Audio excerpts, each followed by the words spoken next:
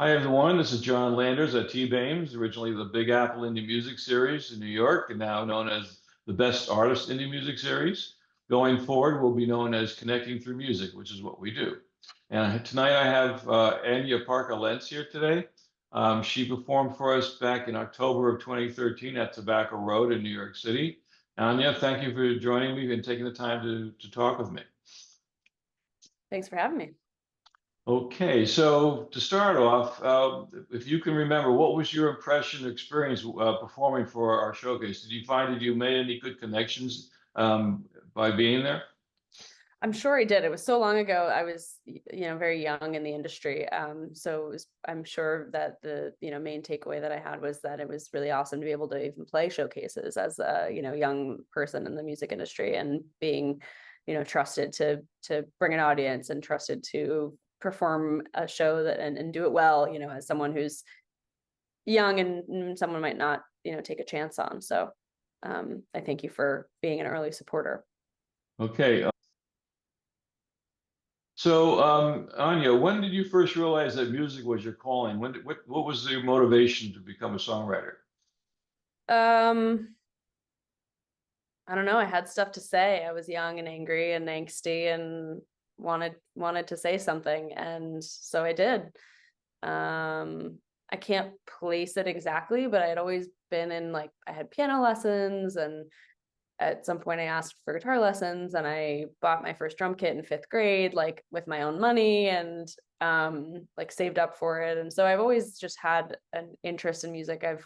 I've think every good musician or dedicated musician is also a very dedicated listener and lover of music. And so I think just growing up around great music and then having something to say was the perfect like and also having tools to be able to perform it Hmm. was just the perfect combination of like things that I needed to become a songwriter. And who are some of your influences in the music that influenced you? Um, very, very broad spectrum. I mean, you have like some of the classics, like, big influences on me are like Stevie Nicks and Fleetwood Mac, David Bowie. Um, I have some I have David Bowie's biography sitting next to my bed right now. Debbie Harry's biography is sitting next to my bed right now. She's another early influence for me.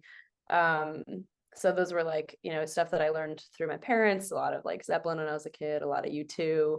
And then as I kind of got older and started listening to more electronic music and like synth heavy stuff, I started listening to Flume, and Flume was really a major influence for me on the production style that I wanted to go into.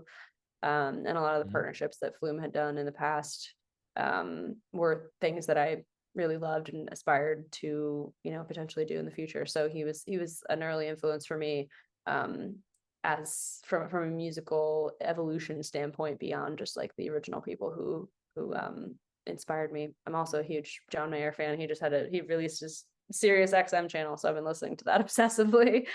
Very cool. And in the past 10 years since you started all this, what challenges have you found along the way in today's environment, if any, in getting your music out there and exposed? Um,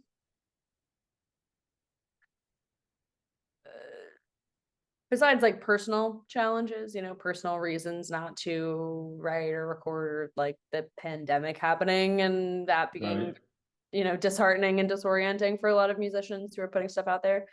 Um, I think keeping up with the thing that I see a lot of other artists struggling with is like keeping up with marketing is a big problem because you end up being, of an entire record label just as an individual to be able to put out a single song and have it be successful.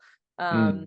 And I think in so many ways that's really easier than like being an artist who is unknown and like even needs to find a record label to like get a connection with. Like to be able to just do it all on your own is in so many ways easier, but then also creates a lot of work, and you have to be really dedicated to be able to pursue and want to pursue a career in music. And so I think I don't know, I think it's all this similar problems that have just shifted with the era.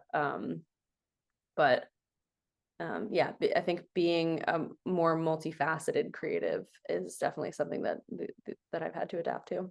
So do you find yourself booking your gigs yourself directly? Do you have a manager? You manage everything yourself? We work with a manager as well, and he and I are kind of co-partners in it. That we, I'm very much an active band leader, and it is not like, oh, I have a manager and he'll just do everything for me. Like he and I are Mm, collaborating, we're booking the shows together.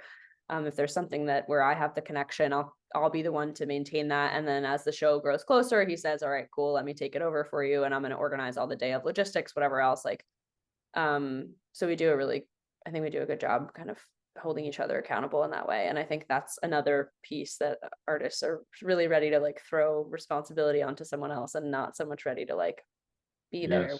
yes, I get that. Yeah. So do you have a preference of certain social sites that you promote on over others? It's where the people are, right? So the people aren't really on Facebook these days. They're on YouTube and TikTok and Instagram. And so that's Instagram is sort of my primary focus. I just don't have the time or energy to be doing TikTok right now, but it is Yeah, something I'm not a big to fan think of about. TikTok myself. Yeah, and it's something that's like if you I'm a social media manager as well, so that's my day job is that I own a social media management company. And my general practice for anyone who's running socials for themselves by themselves, keeping it to like really one platform that you are comfortable getting good at, and Hmm. then one other one that you're like, this may or may not work and I'm going to experiment with it. So Very good. Yeah.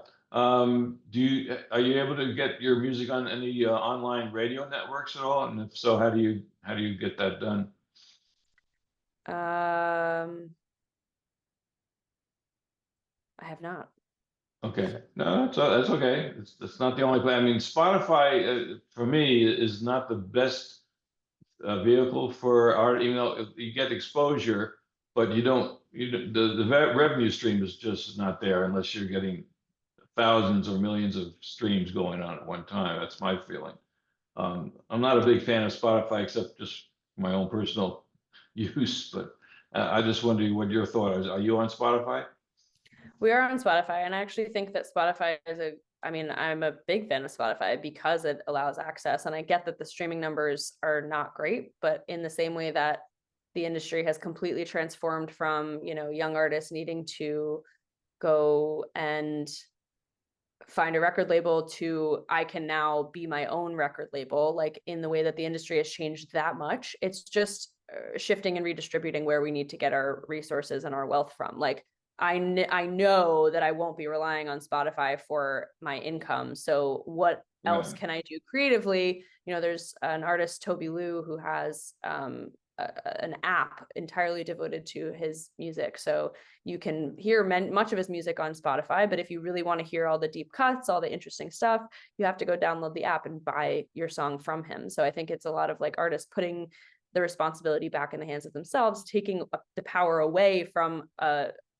Spotify where, I don't think of Spotify as an earning tool. I think of Spotify as a free marketing tool. Hmm. Okay, that's interesting. I like that thought process. Very good. Okay, so what would you tell a new artist today that's looking to get into the music career? Well, how would you advise them to go forward? Go to shows, go to events, meet people. You and I have met 10 years ago, and we're still connected. And there's so many people in the industry who I'm still connected with after 10 years because I played their showcase or I showed up to their event and I made myself known and I made sure that nobody would forget about me. Or if it was someone that I really wanted to keep in touch with, I'm following up, like don't stop bugging people, and don't, if you're feeling like you're being overbearing, just know that someone else is going to send 8 times the number. Like, obviously you don't want to like go in cold message someone like from out of nowhere and you send them 8,000 emails. But if you met them and you had a great time and you connected and you really connected as humans, follow up with them. It doesn't, you can follow up with them from a personal level, and then when the time is right, something Yeah. great will come out of it. It doesn't, not every interaction has to just be like, okay, is this like the one? No, it's like relationship building all through and through. Very cool. I like that. So now I also want to know that now you're a new group called the Parkers. Talk about how that came about. Um, I was recording a track around the time that I was working on new music, kind of inspired by this more electronic sound. The producer and I were trying to figure out how to sort of make things fresh and creative in a new way. And my sister and I were in a choir together, youth choir, and we had been kind of grown up singing together for a very long time in that formal setting. And I brought her in one day for a recording session. And our voices, naturally meshed really well together, and it kind of was all uphill from there. Awesome. Very good. So just to finish this off, is there anything else you'd like to share with everyone today, and whatever is anything new that you're working on right now? Yeah, well, the Parkers are going to be putting out some new music this year, probably putting together a few shows up here in New York. So yeah, if you follow the Parkers NYC, that's our Instagram handle, and we will be sharing some new stuff soon.